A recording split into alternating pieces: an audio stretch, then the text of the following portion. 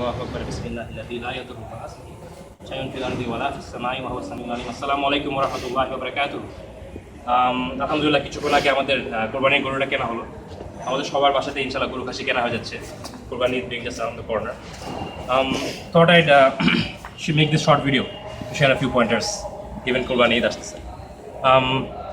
And what I wanted to share is, guys, Qurbani Eid মানে খুশি, ঈদ মানে আনন্দ and all that stuff, yeah, but end of the day it's a religious ritual, and we all know that, but we've kind of made it a cultural thing more than a religious thing, because any religious thing there is an underlying expectation that it will be accompanied with one, humbleness and humility in our hearts, and also an eagerness to learn stuff that can increase the probability of our ibadah, our worship, or our sacrifice in this case being accepted to Allah.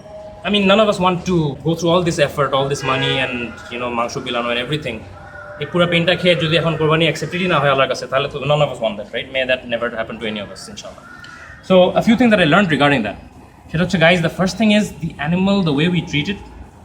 Sometimes I've seen animals যারা একটা কোরবানির গরুকে 4-5 জন মানুষ সে চিনে না, সে ভয়ে কাতরাচ্ছে, he's scared and he's kicking, and তাকে শোয়াই দিয়ে জবাই করে দেওয়া হলো.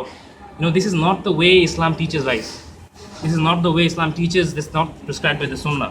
In Islam, the animal actually needs to give you permission to sacrifice it. That sounds really strange. Yes, the animal needs to give you permission to sacrifice it. It sounds really strange, but we can't forget that this is a fellow creature of Allah subhanahu wa ta'ala. We are a creature, they are a creature. Allah gave human beings us free will. They don't have free will. They serve Allah subhanahu wa ta'ala. They're just loyal slaves. And they know that.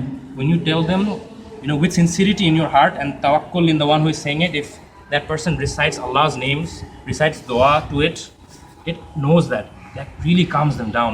When they hear the name of Allah, they get calmed down. Wallahi, I've seen it myself. I've done it myself for 3 years now. You just talk to them, be kind to them, treat them like a fellow creature. So the dua I was saying in the beginning of the video, Bismillahilladzi la yadurru ma'a ismihi shay'un fil ardi wa la fis samai wa huwa as-sami'ul alim.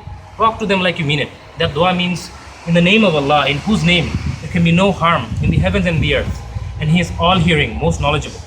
Subhanallah. And the animal knows it. It calms it down. When Hajj Islam, there was a few animals that were like kicking and thriving.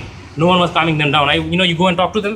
You go and talk to the animals. This sounds crazy. You go and talk to the animals, make dua, talk about Allah subhanahu wa ta'ala's names, tell them that they're going to go and meet Allah subhanahu wa ta'ala. The animals knows it, given that the one who is saying has tawakkul of Allah in their hearts. The one who's saying it has strong belief of Allah. You go and you go and talk to them. The animal calms itself down. It lets you sacrifice. Alhamdulillah, Akbar. And you learn submission.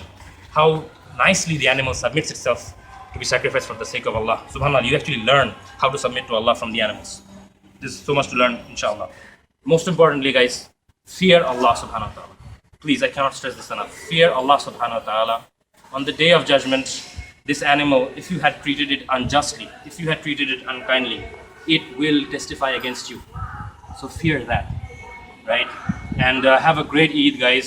I'll be sharing the link of a YouTube video which elaborates this whole thing much more nicely.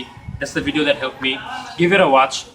Ultimately, we all need to learn the etiquettes of sacrifice, the etiquettes of the Sunnah, so that we all can have, inshallah, a better probability of our sacrifices being accepted to Allah Azza wa Jal.